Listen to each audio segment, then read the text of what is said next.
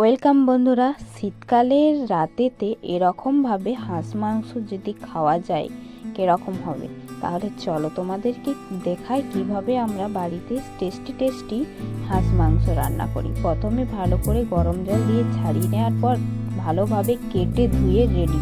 তারপরে কড়াইতে যেমন পেঁয়াজ, রসুন, আদা বাটা সব দিয়ে মশলা দিয়ে ভালো করে কষে মাংসটা দিয়ে আলু দিয়ে ভালো করে কষে নিতে হবে, যাতে ভালোভাবে গ্রেভিটা তৈরি হয়।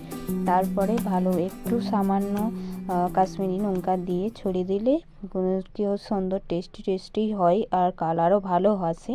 সামান্য নুন দিয়ে ভালোভাবে কষা করে তারপরে সামান্য জল দিয়ে ঢাকনা দিয়ে ঢেকে আলুগুলো সিদ্ধ হওয়ার জন্য রাখতে হবে 5 মিনিট।